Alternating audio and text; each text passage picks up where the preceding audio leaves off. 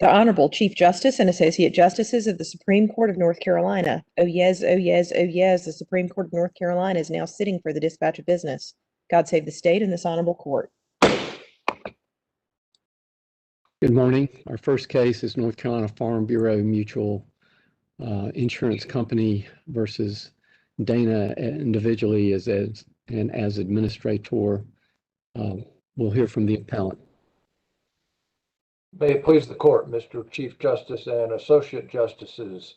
I am Bill Lipscomb on behalf of the plaintiff appellant, North Carolina Farm Bureau Mutual Insurance Company. This case arises out of a motor vehicle collision that occurred on February 3 of 2016. William Dana was a passenger and Pamela Dana was the driver of a motor vehicle that was struck by the at-fault vehicle driven by Mr. Bronson, who had liability coverage of $50,000 per person, $100,000 per accident. Mr. Bronson also had a passenger in his vehicle, Jessica Jones, that was killed. The $100,000 per accident limit of the liability coverage was distributed among all of the claimants.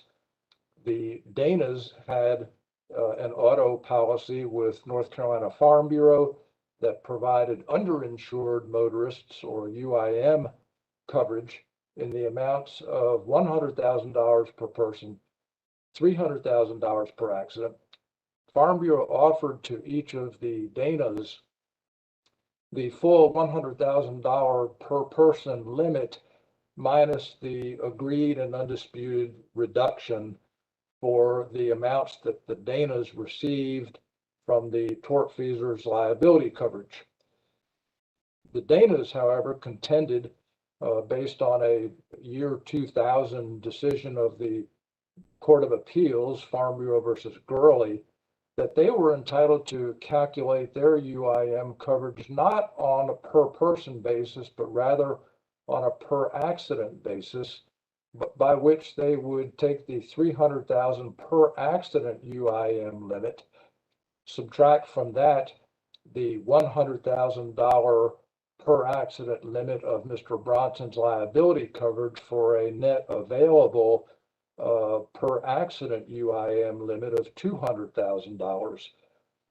Farm Bureau filed this declaratory judgment action in order to determine this dispute as to how the UIM coverage was to be calculated for this claim.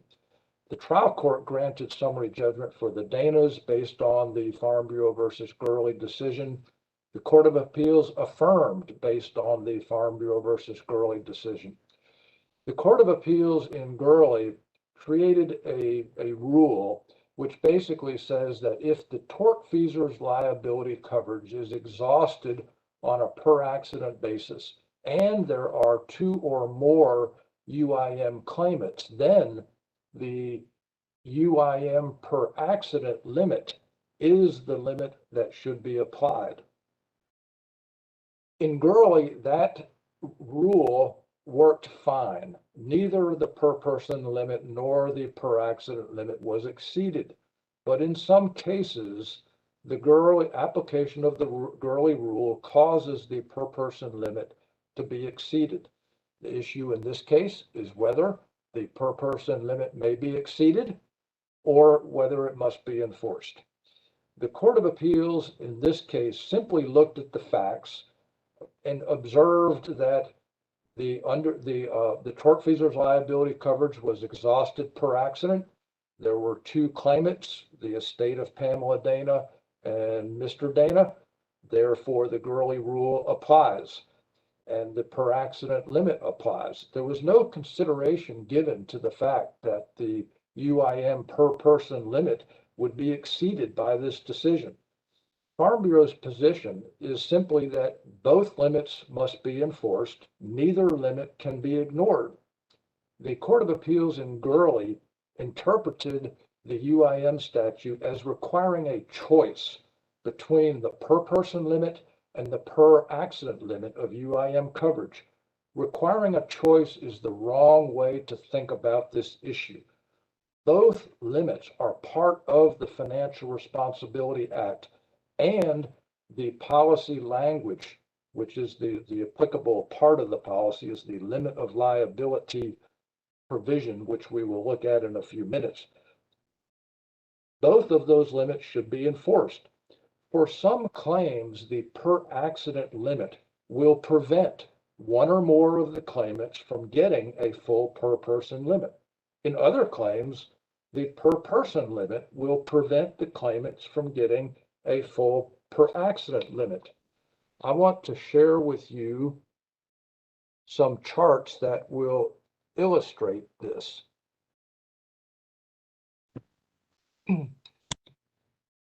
This is the Gurley case. The tortfeasor's liability coverage was $2,550. The claimant's UIM coverage was $5,100.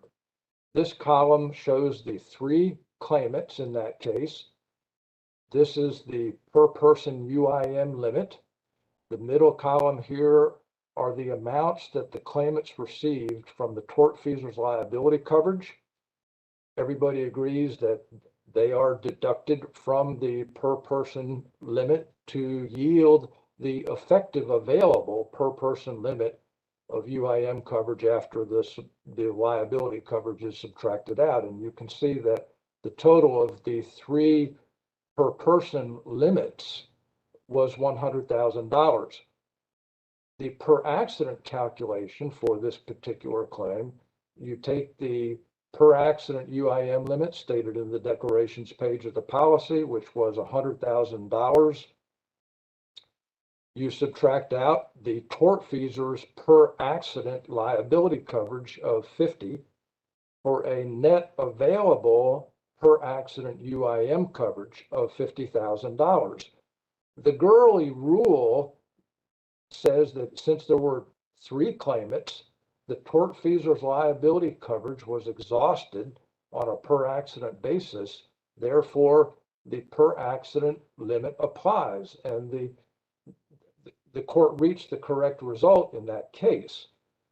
The problem is what the Court of Appeals should have done is to simply say both limits must be enforced.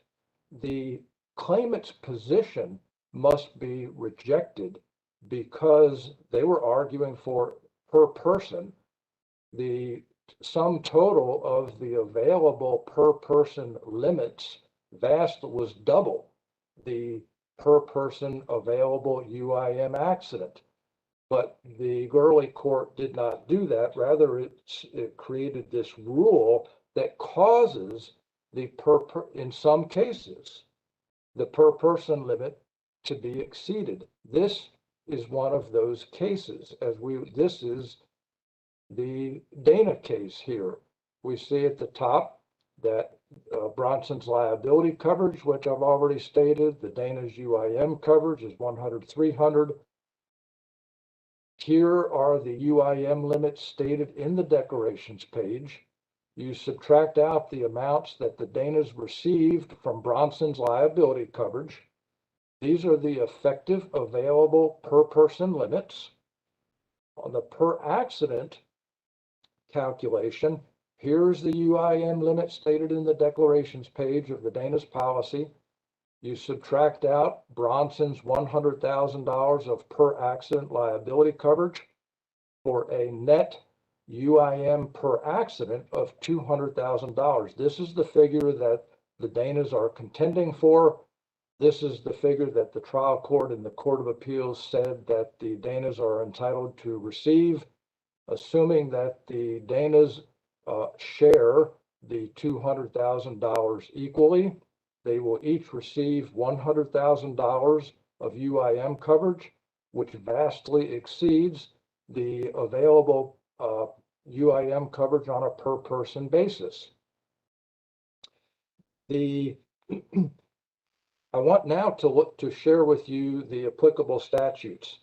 The Financial Responsibility Act and the policy language both require that both limits must be enforced and that neither limit can be ignored. GS 20-309 prohibits the registration of a motor vehicle unless the owner provides proof of financial responsibility. We all do that every year when we renew the registration on our vehicles with DMV. We have to certify that there is a motor vehicle liability policy on our vehicle. This is the Financial Responsibility Act, Article 9A of the General Statutes. The first section of Article 9A provides the definitions to be used throughout the chapter, throughout the article, Article 9A. Proof of financial responsibility is the proof of ability to respond in damages for liability arising out of the ownership, maintenance, or use of a motor vehicle in the amounts of $30,000 because of bodily injury or death of any one person, and subject to said limit for one person in the amount of $60,000 because of injury or death to two or more persons. 20-279.21 is the statute that defines a motor vehicle liability policy that is certified as proof of financial responsibility. B2, paragraph B2, is the paragraph that governs liability coverage. It requires that an insurance policy insure the person named therein and anybody else using the vehicle with permission against loss from the liability imposed by law arising out of the ownership, maintenance, or use of the vehicle in the following amounts: $30,000 because of injury or death of one person, and subject to said limit for one person, same language that was in the other statute, $60,000 because of bodily injury or death of two or more persons. Then B3 is the uninsured motorist paragraph of this long statute. It contains a sentence that says that the limits of uninsured coverage shall be equal to the bodily injury coverage. Now, there's a couple provisos. That's a reference. The bodily injury coverage is B2. So this is a reference back to B2, which has that subject to language that makes the per accident limit subject to the per person limit. Then we get to B4, which is the underinsured statute.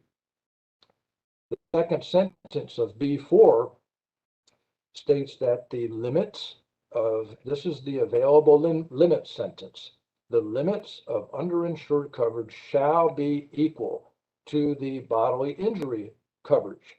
But there are three provisos. And again, the bodily injury coverage is a reference back to B2.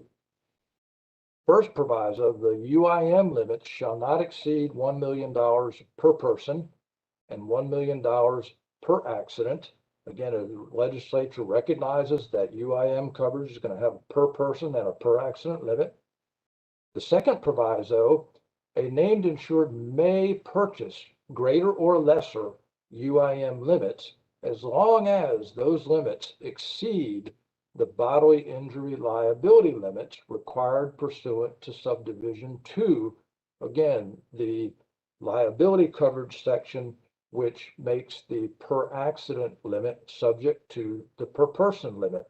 And then the third proviso in this long sentence is that the UIM limits shall be equal to the uninsured limits purchased pursuant to subdivision 3. So the court can see several references back to the liability coverage paragraph, which contains that subject to language. The legislature placed B4 into this statute that defines a motor vehicle liability policy that is certified as proof of financial responsibility, which is defined using the phrase making the per accident limit subject to the per person limit.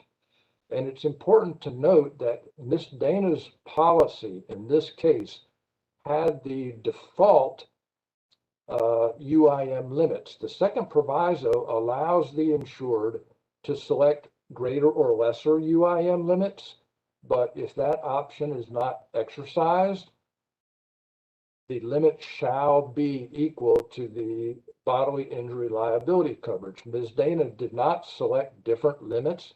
Her limits are presumed by this statute to be the same as the liability coverage limits, which, as we've seen, B2 makes the per accident limit subject to the per person limit.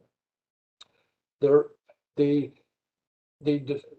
I'll point out here that this language, that when a per accident limit is subject to a per person limit, there's no North Carolina case that has applied that language, but courts from other states, and I've cited those in my brief, have interpreted that language that is also contained in many insurance policies. They've stated that that is unambiguous, and it clearly makes the per accident limit subordinate to the per person limit, which means that no one person can receive more than a per person limit, regardless of the number of claimants and regardless of whether or not the per accident limit is exceeded.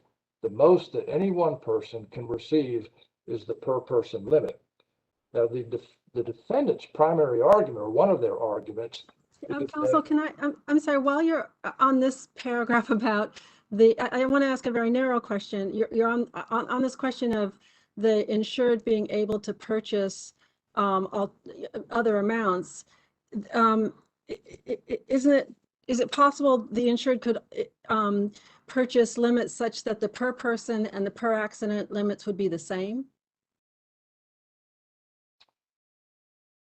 That's a good question, and I think that the answer is yes.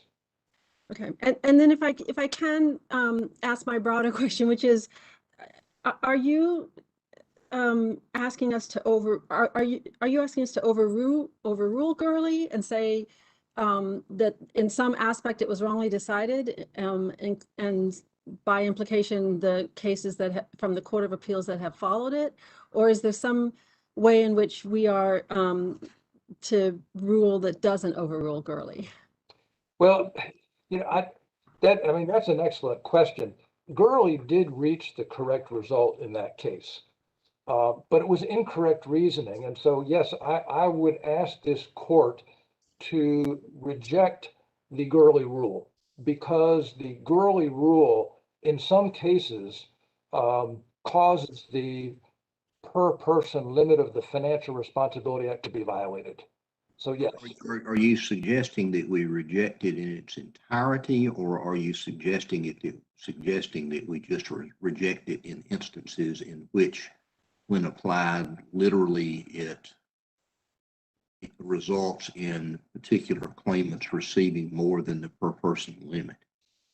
I would suggest that the rule be rejected entirely, because the proper way to think about this is not that you should choose. And the Gurley rule in some cases works, but to be consistent with the Financial Responsibility Act, I think that the principle should be simply that the Financial Responsibility Act requires a per person limit and a per accident limit. They should both be enforced. Neither can be ignored. That is the only necessary rule, and it will work. It doesn't look to me, I may be, I realize you were not a participant in Lipscomb, and I mean, in Gurley, you, Mr. Lipscomb, were not a participant in Gurley. Right. It looks to me as if the rule adopted by the Court of Appeals was not urged upon it by either party. Is that your read of the case, or am I missing something? Yes, that is my read of the case. So this is something that the panel of the Court of Appeals had decided this case could come up with on its own? Yeah, I'm not sure, but I think so. I think that the Court of Appeals came up with that rule, and it worked fine in that case. But yeah, I agree with you, Justice Ervin, that it was not, that rule was not advocated by either of the parties. Yes. I think the last point that I was going to make about the statutes before I go to the policy language is that the defendants, one of their arguments is that the legislature did not specifically put that subject to language in B4, and therefore this court should not insert it.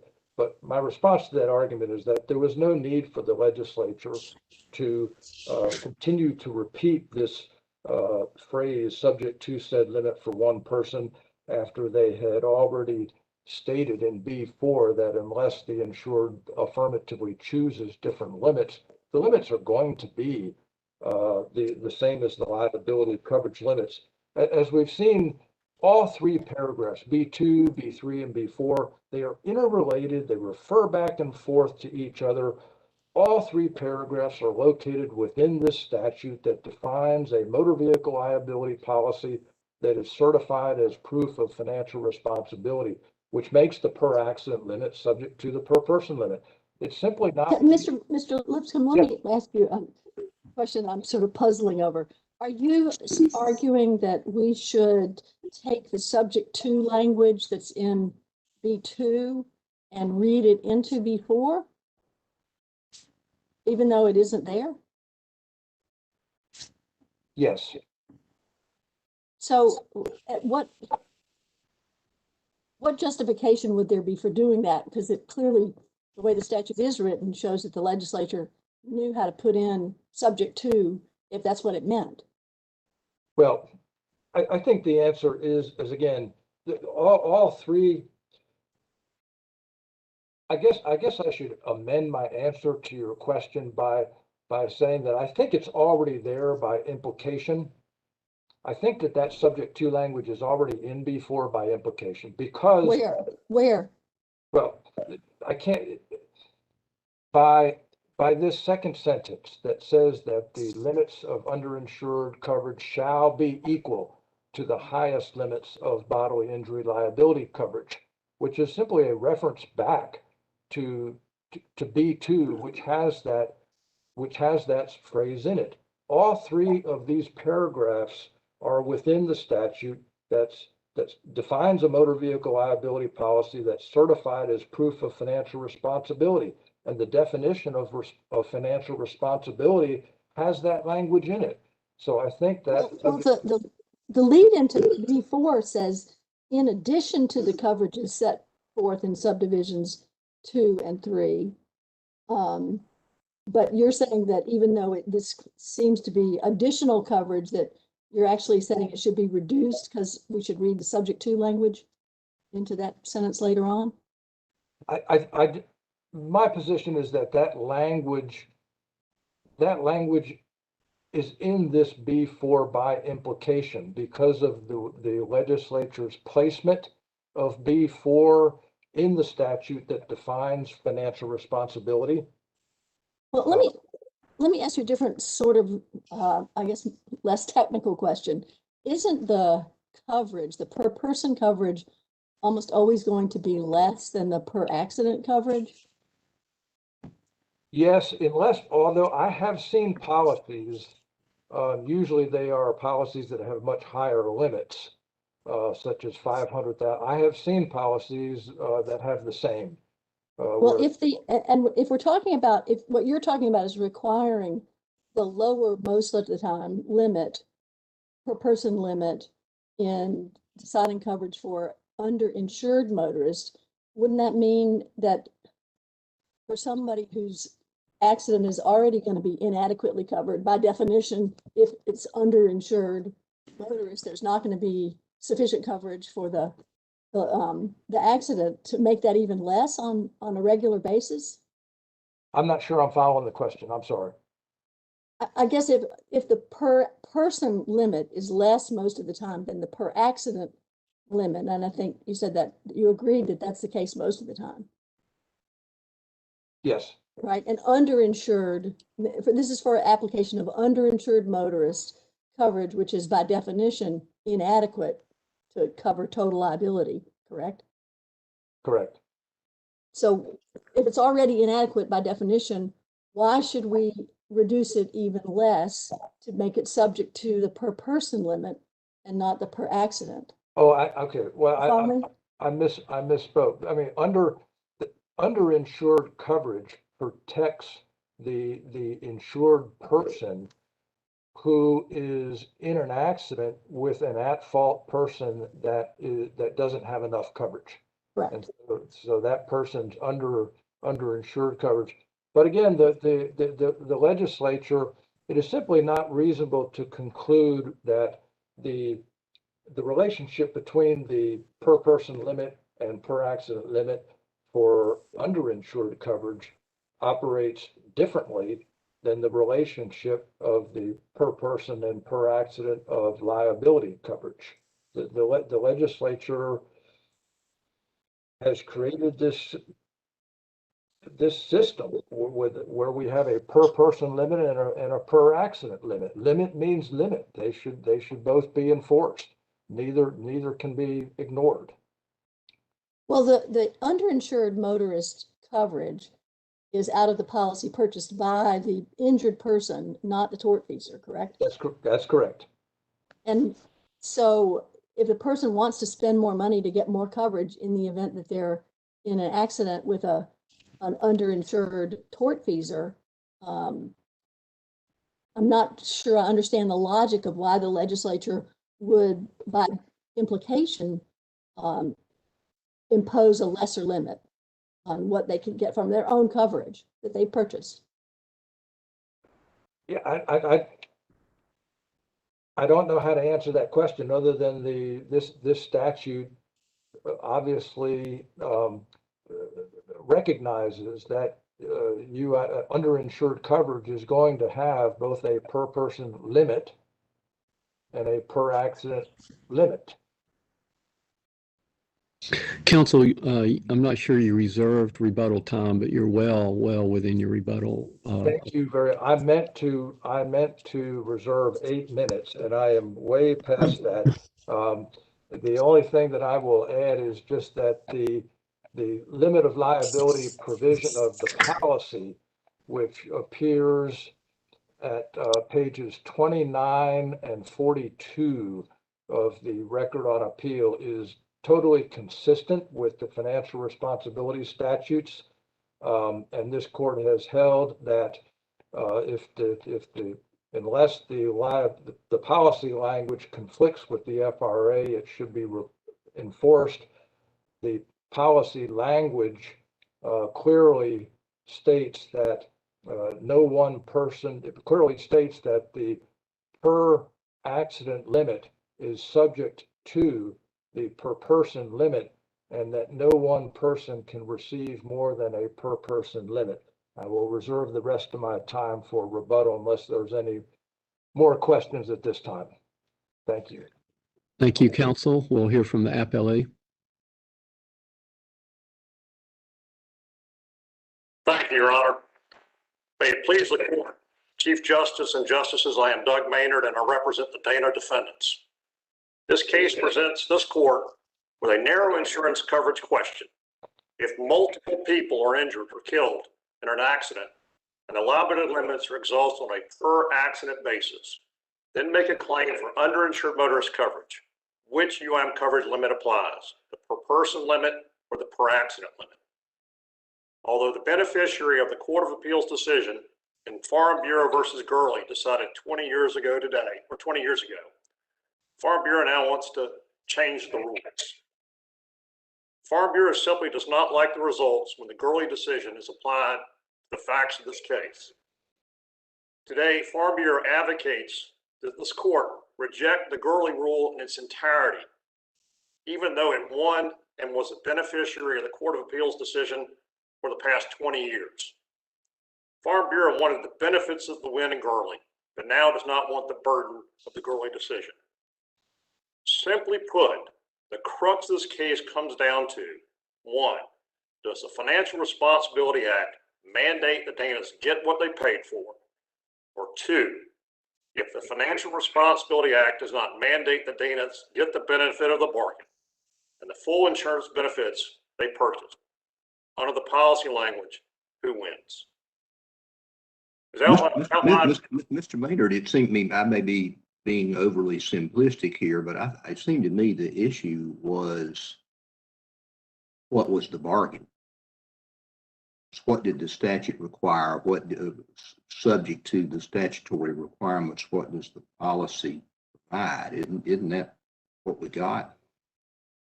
The bargain is what they paid for, which is 100,000, the 100,000 per accident, per person, 300,000 per accident.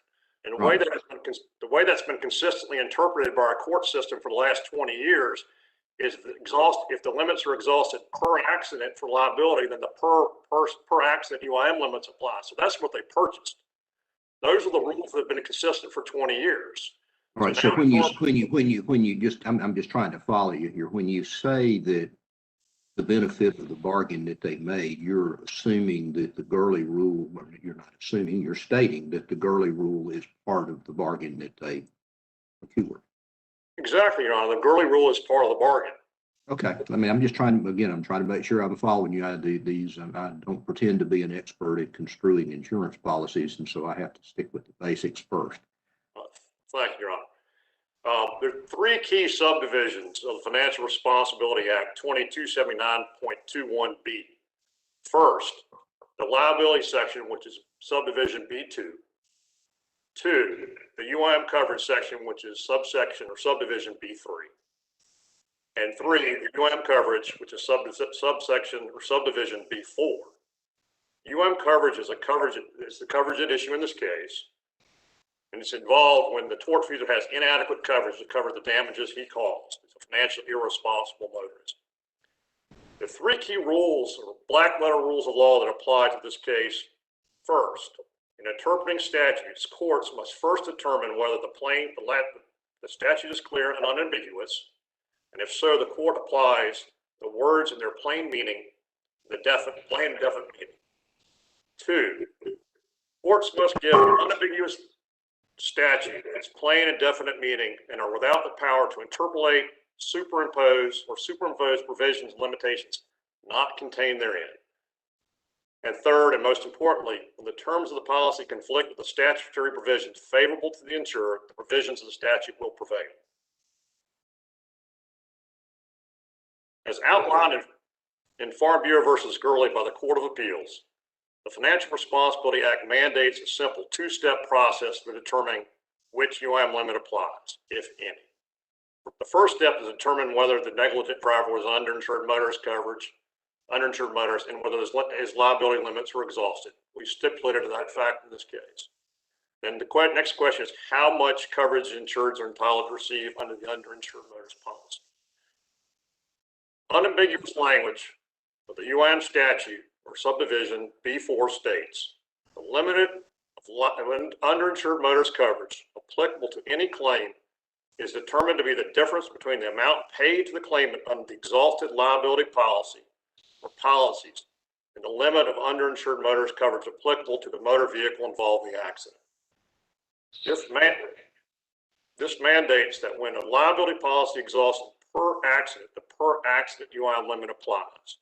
Since the phrase, quote, subject to said limit for one person, end quote, is not in the UIM subdivision B4, this court should not insert it.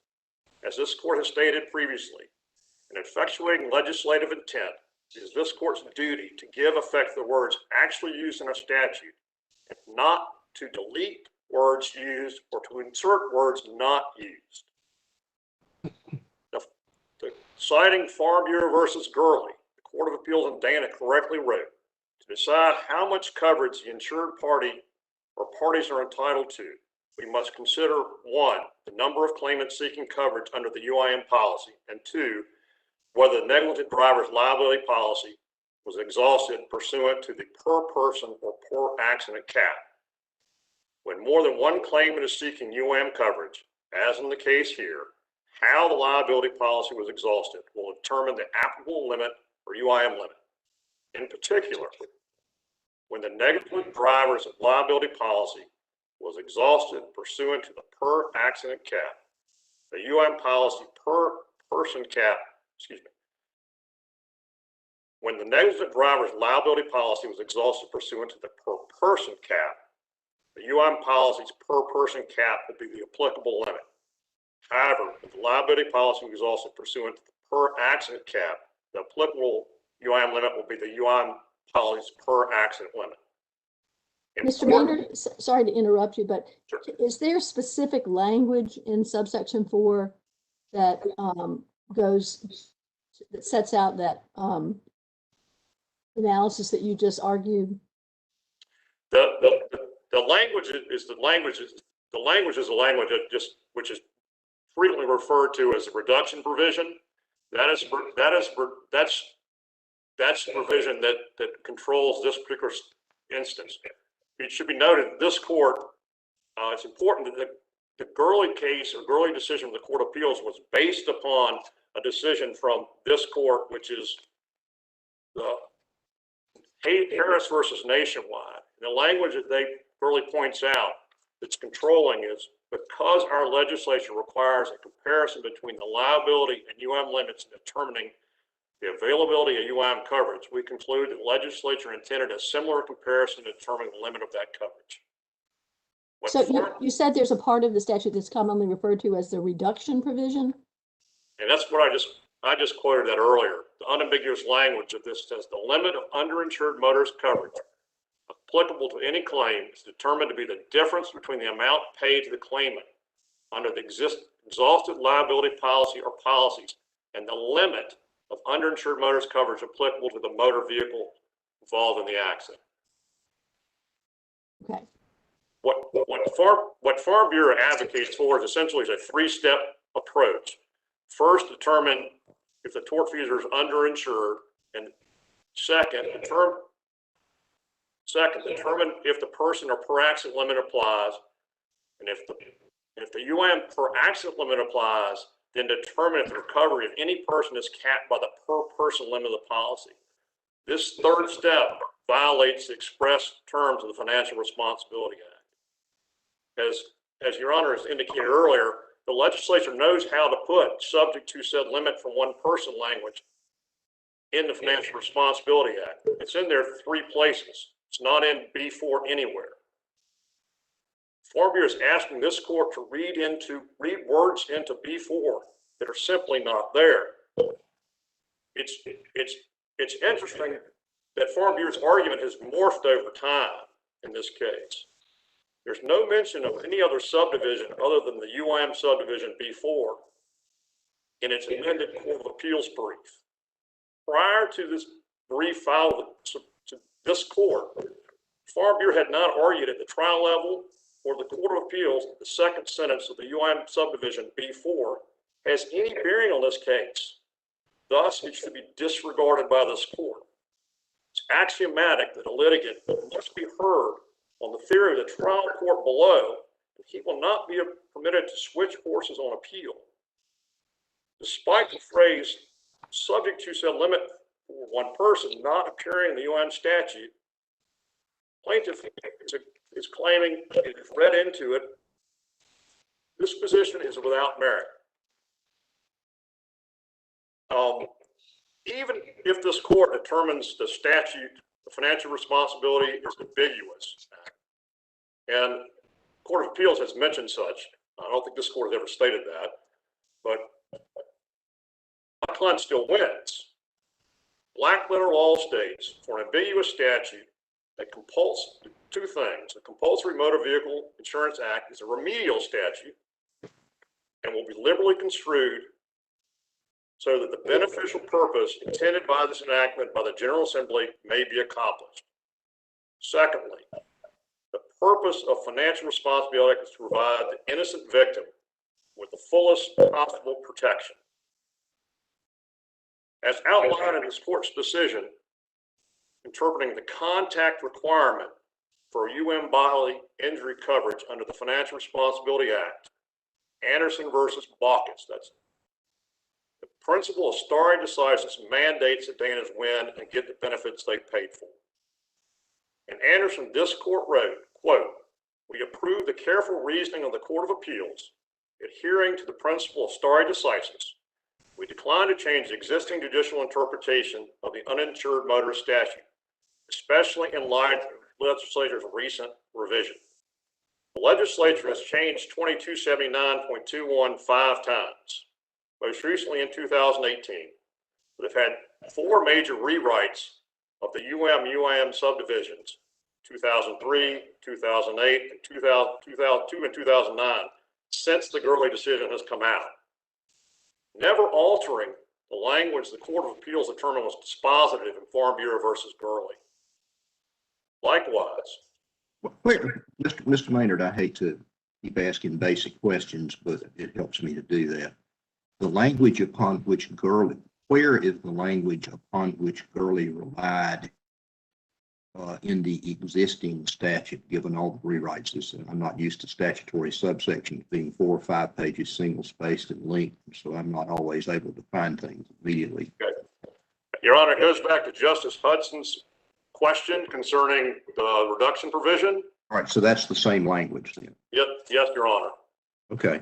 One thing I did notice in reading Gurley is the sentence that in the paragraph toward the end that starts on the pragmatic side. I'm sure you know this opinion well. It says specifically interpreting the statute to mandate the per person cap to be the applicable limit would result in defendants receiving more compensation than if Mr. Horns had been either fully insured or uninsured altogether.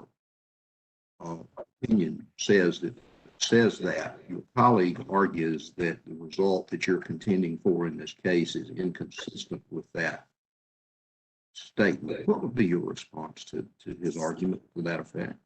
Well, for the past 20 years, the Gurley rules existed. Per accident exhaustion by liability coverage of the per accident it results in a UM coverage per accident limit. So in that particular case, that's what our client purchased. And one of the things that this sort of Farm Bureau has hinted at, our client gets a windfall. Getting the $300,000 per accident coverage that they paid for is, if not, it's actually Farm Bureau that gets the windfall. The rule established in Gurley has been in effect for 20 years. Presumably, Farm Bureau underwrote its business and collected premiums based on the Gurley rule, including premiums that charged the Danas for the per accident limits they purchased according to this rule. The Gurley rule has been applied in 4 Court of Appeals decisions since Gurley came out. It has never changed. One of those published or 3 are unpublished. Ultimately, it's understood that the legislature acted with care and deliberation and full knowledge of prior and existing law. If the legislature wants to change the Gurley rule, it has had 20 years to do so. It has not. Ultimately, the legislature declares and formulates the public policy of the state. The courts decide what the law is and construe the law, but do not determine the law should be or legislate. As the legislature's acquiescence confirms it is satisfied with the interpretation of Farm Bureau versus Gurley, this court should affirm the Court of Appeals. Why this case is important. Yes. There are a couple of red herrings have been out here. I mentioned the windfall argument. Farm Bureau has presumably been charging the correct rates for years. So it's Farm Bureau that actually will attain the windfall if they don't have to pay the $300,000, the full benefits they sold my client. There's also this insurance rate issue that has been raised. There's nothing in the record to support or refute the impact on insurance rates. North Carolina has extremely low insurance rates. Presumably, Farm Bureau could have offered evidence on this issue if they so desired. They did not. And assuming they wrote the business according to the rule, the Gurley rule, and one would assume they would, then the premiums have been paid for this coverage. And the defense attorney raised this approval of a form by the Rate Bureau. That hasn't been pushed, as far as I can tell, by Farm Bureau. I certainly would like to address that. The only time approval by the Rate Bureau of any form was relevant was back in between 1991 and 2008, when the statute specifically required that the UM selection rejection form be on a form established by the Rate Bureau and approved by the insurance commissioner.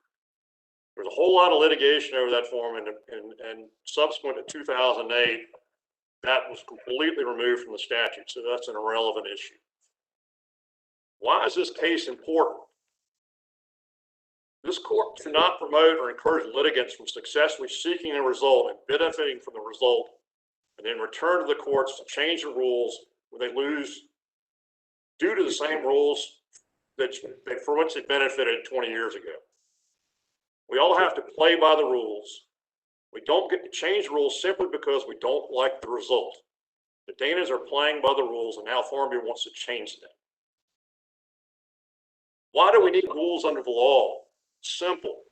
The need for certainty and predictability. When we all know what rules to follow, certainty and predictability follow. 2, it also protects the integrity of the legal process. Keep it simple. The Gurley rule is a simple, bright line rule. If the liability policy is exhausted on a per accident basis, the per accident limit applies. If the liability policy is exhausted on a per person basis, the UIM per person limit applies. Bright line rules don't change promote both certainty and predictability. We don't want to be coming to the Supreme Court every time an insurer does not want to pay because it wants to play by a new set of rules. And insurers can simply change their position when the result no longer suits them. It foments time-consuming and expensive litigation. This principle of stare decisis is founded on this need for predictability and certainty under the law. Consumers, insurers, and their lawyers get to rely on established rules. They don't just get to pick and choose when they want a rule to apply. We all benefit from this certainty and predictability. If we don't like the rules that have been established by this court, particularly when the same party essentially benefited from the rules in its own case 20 years ago, it's up to the legislature to change the rules. This in turn protects the integrity of the legal process itself. Your Honor, and Your Honors, defendant appellees respectfully request the court affirm the Court of Appeals and the trial court's order granting summary judgment for dependent appellees and denying the motion for the summary judgment of plaintiff appellant. If there are any questions, I'll be glad to take it. Otherwise, this concludes my argument. Thank you. Thank you, counsel. Rebuttal. Yes, thank you. I have to go through these points quickly. This idea that she didn't get what she bargained for, what she paid premiums for, was the policy that was issued pursuant to the Financial Responsibility Act. The policy language is clear that the per accident limit is subject to the per person limit, and no one person can receive more than a per person limit. That's what she paid for. This idea about playing by the rules, Farm Bureau is simply asking that the Financial Responsibility Act requires two limits: a per person limit and a per accident limit. Farm Bureau is simply asking the court to enforce both the policy language and the mandates of the Financial Responsibility Act. Both limits should be enforced. Neither should be ignored. This idea that we've been going on for 20 years, this Dana case is the first published decision that has allowed either limit to be exceeded.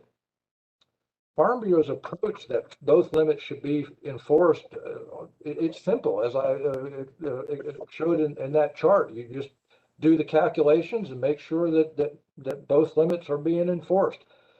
If this court decides that subject to language is not in B4, then the Financial Responsibility Act is simply silent on this issue. And this court has held in Lanning versus Allstate that if the FRA is silent, the policy language should control.